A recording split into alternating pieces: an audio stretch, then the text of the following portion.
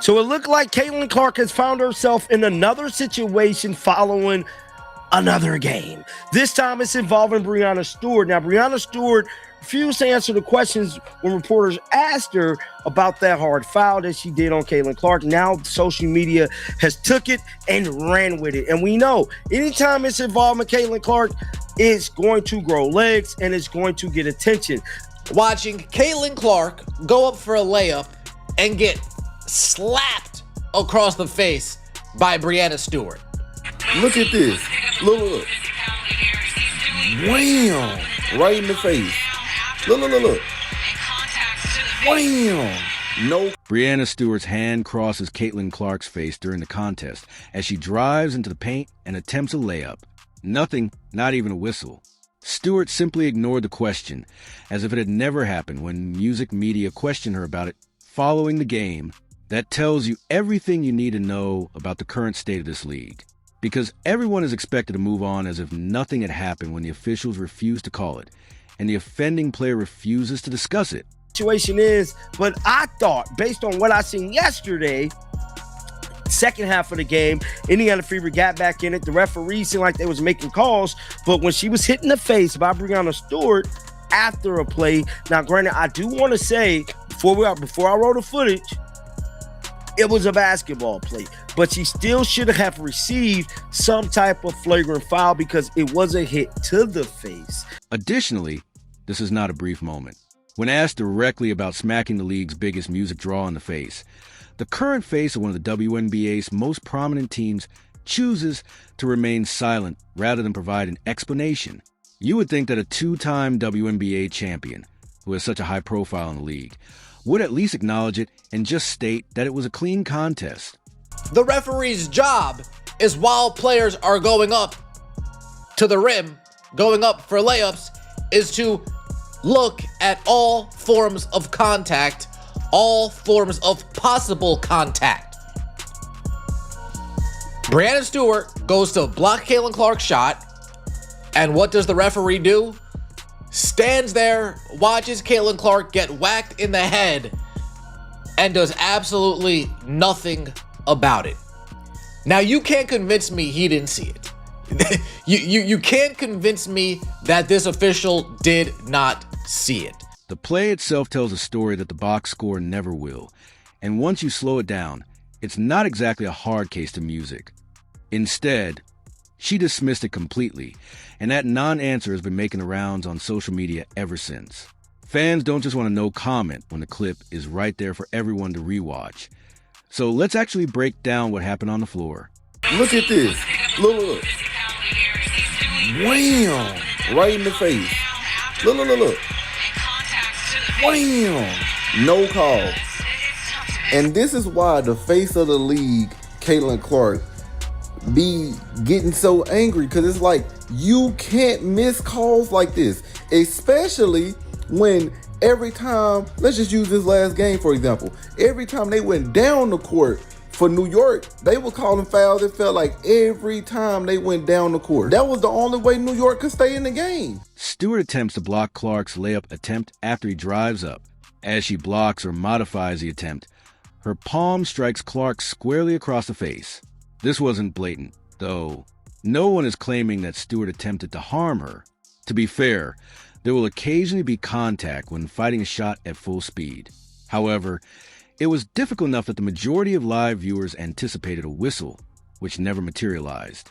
That's the part that keeps occurring to Clark in particular, and it's beginning to seem less like unlucky music and more like a trend that the officials are simply unwilling to address.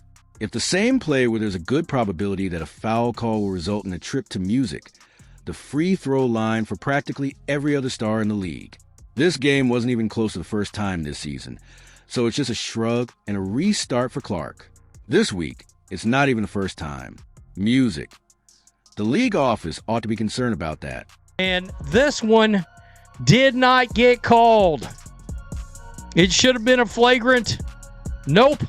Not in this league. By the way, anybody that thought Adam Silver put in the call after last night, oh, they're going to start calling fair fouls on Caitlin Clark. Nah. You got to be crazy. That's not going to happen. Got to be more careful. No, negative. What? No way. In addition to making eye contact on the layup, Clark was struck close to her eye during the same play. And once more, no call. In a single game, Clark's face was touched twice, but the officials chose to ignore it. The terminology employed by several reporters to describe this particular clash was nearly identical.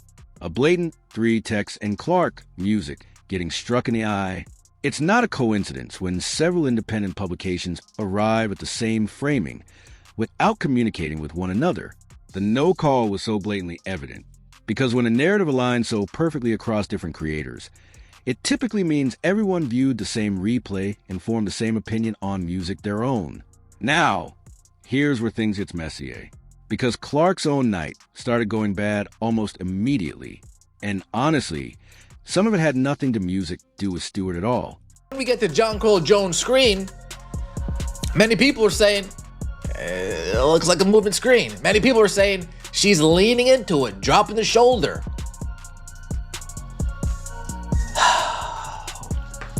We might have thought that after the game against the Storm, we might have thought Adam Silver made the call. I don't think Adam Silver made the call.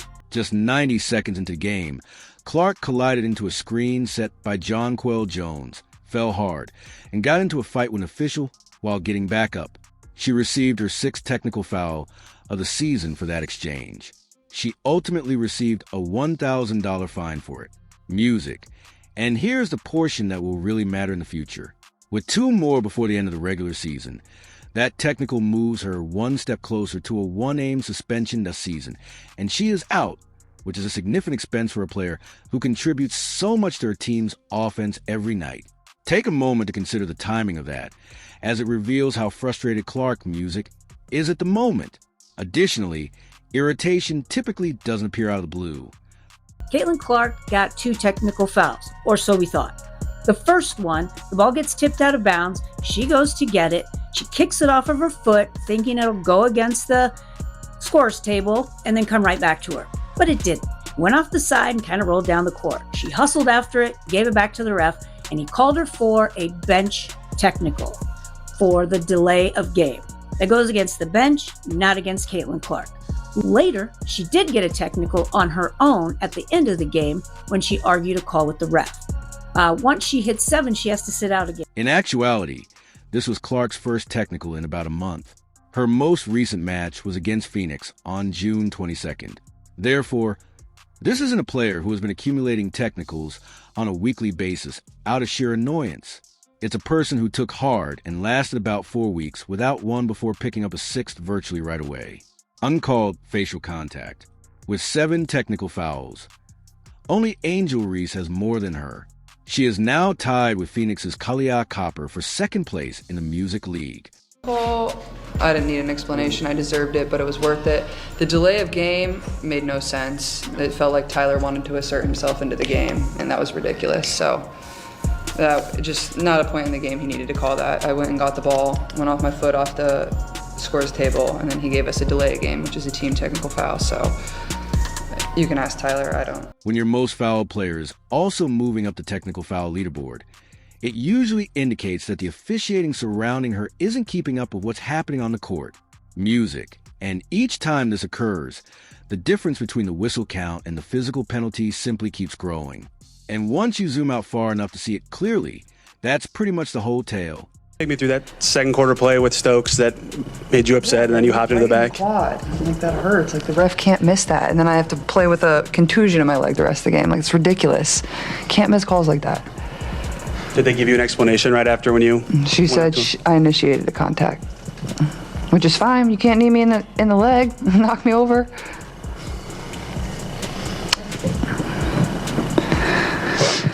Beyond the technical aspect, Clark suffered a great deal of bodily harm during the whole match. A blow to the face, contact close to her eye, and no one whistled. Music. Additionally, this matches a pattern that experts and fans have been pointing out throughout the season. Clark is subjected to harsh, occasionally uncalled calls at a rate that differs from the rest of the league. regardless of the team she plays for or the person on the other end of the call. It has now developed into its own recurring narrative in WNBA coverage. Every time, the same outcome occurs in different arenas with different opponents. And it's precisely because of this constancy that people cease referring to it as a coincidence. It is no longer a one-aim story. There is a paper, music, trail throughout the entire season. Additionally, once paper trails accumulate to this extent, they are difficult to dispute. We have seen Stewie make some plays right here, and she's going to get poked in the eye right there by Breanna Stewart. I don't think it was on purpose, but nonetheless, it was an ugly, ugly eye poke. And of course, no flagrant was called. I mean, poked her right in her eye hole, right there. Luckily, Caitlin kept going. Caitlin had to persevere tonight. Let's just be real. 17 points. This stat line started looking a lot better as the game went on. 17 points, 5 of 14. And admirers took notice right away. Within minutes, footage of the layup contact went viral, with viewers pointing out that it resembled the type of contact that is whistled whenever it occurs to any other player in the league. Nor was the response subtle. There was no discussion over whether or not that was a borderline call. The majority of the discussion focused on the question, how does that not get called? Additionally, a consistent response across various accounts and channels typically indicates that the no call was not that evident. Additionally, there weren't many Clark supporters who voiced their complaints. Many impartial after the video went viral. Commentators who don't typically discuss the Fever, in particular music, chimed in with the exact same response. Now, let's bring Stewart back into the picture because it was her quiet following the game that made a missed call into a real story that transcended the box score. Nothing. And you can't lie saying he didn't see it. Look, he looking right there. Bang, he looking. So yes, Caitlin has every right to get angry and upset and say whatever she want to say. Yes, she does. And yes, the fans, we have every right to feel like that there is some kind of something going on behind the scenes that says, oh, allow this to happen to Caitlin. We ain't got to get into conspiracy theories tonight, but it's something there. And if you say it ain't nothing there and it's just... Stewart did not provide music with an explanation, an apology, or even a simple acknowledgement that the contact had occurred when questioned directly about it. She simply ignored it. Players are frequently asked about contested plays, and the majority of them at least provide some sort of response. Even one that is defensive, such as, I was just going for the ball, or I didn't even realize I caught her. Many of the current criticisms stem from Stewart's decision to say virtually nothing, as quiet from performer or caliber reads more like avoidance than humility and music. It takes roughly 5 minutes to declare that it was nothing. Seconds. Ignoring the question completely leads people to believe that there may be more to it than there actually is, because of who is really asking these concerns about the officiating. That avoidance is more important than it may appear. Furthermore, it involves more than a few reporters chasing a story. Okay, so according to WNBA officials, especially a particular official who works in the Fever games, fouls are given out based on who's wearing the jersey. Like, whoever the player is, basically. Am I right? Because that's what is given. And Caitlin's crash out tonight was valid because, like, it gets to a point. It gets to a point, and even the fans have noticed what they believe is a pattern of inconsistent and biased calls at Fever games, and moments like tonight just kind of add on to that perception because fans aren't tuning in to watch officiating be the conversation. Fans are tuning in to watch elite athletes hoop and to see consistent calls. So when the officiating becomes the talking point after a game, that's a problem for the league. Fans are no longer merely whining into thin air. The way the league handles music. Physical play around Clark in particular has been discussed separately by Olympic competitors and even members of Congress. And this kind of situation is the source of much of that criticism. No whistle, a strong, obvious blow to the face, and a star player who wouldn't even acknowledge it afterwards. When that continues to occur game after music game, and the player's reaction is complete silence, It no longer appears to be isolated instances, but rather something the league needs to address rather than hoping it would go away on its own. Because once everything is lined up, this is the pattern. Music. Clark makes forceful contact with the face. It is not called by the officials. Sometimes music. React in a way that is obviously irritated, and that frustration escalates into a technical foul that actually costs her money and puts her in danger of being suspended. In the meantime, a straight query regarding the interaction music is posed a player who simply leaves without responding. It was an awful night. In the same game, that is 3 distinct failures piled on top of one another. And because each piece builds upon the previous one, it's precisely the kind of thing that keeps this plot alive, music, week after week. Clark, punch to the neck. And I just want to say this. They've been going at this girl since she came into the league. She should have been on the Olympic team. They left her off. She's the best player in the league, most exciting player in the league. They can't stand her for it. People are just not treating her fair. I don't know why the WNBA doesn't step in. Before Caitlin Clark came to the league, the only people that really watched it were female basketball players. It lost money every single season. Then Caitlin Clark came along, fever tickets sell out. She's the woman version of Stephen Curry, one of the best shooters I've ever seen for a female. People want to watch her. Consider how this actually transpires from Clark's perspective. She is making contact with people who would be immediately whistled at by almost everyone else on the floor. She ends up on the box score with music, a technical foul, and a fine linked to her name rather than being shielded by the officials. The players who land the hits get away with it. No fouls, no fines, no questions. They're compelled to genuinely answer beyond a hasty sidestep in the media scrum. That's a curious type of imbalance for a league that talks frequently about player safety and protecting its players. And it's worth remembering this isn't happening in a vacuum. Clark has been the single biggest motivator of attention, ticket sales, and broadcast figures this league hasn't seen in a long time. In principle, this should indicate that the officiating team takes extra precautions to shield her from such touch. Rather, what consistently appears on tape is more like to the contrary. Hard, music, screens that are not contacted, hand touch with the face that is dismissed. When she's the one taking the impact, a whistle appears to find every excuse not to blow. Right now, that isn't conspiracy theory.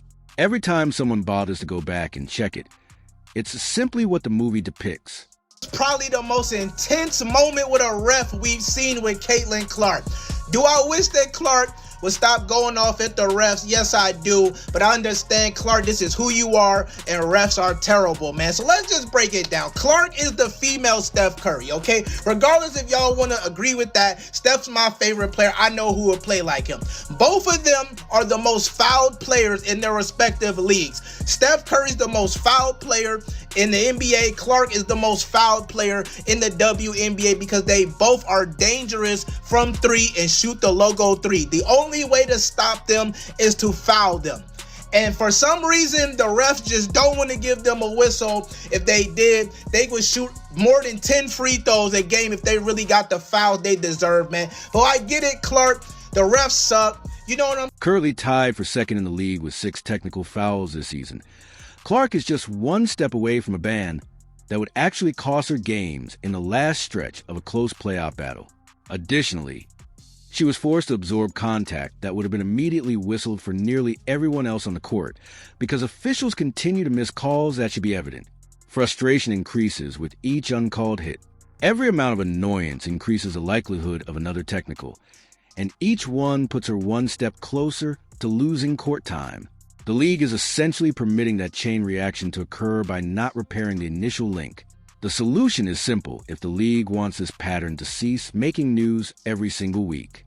When a foul is committed, call it, instead of allowing players to ignore a direct question regarding contact that was obviously captured on video. As Stewart did in this instance, hold them accountable. Neither of those call for a special committee or a modification in the rules.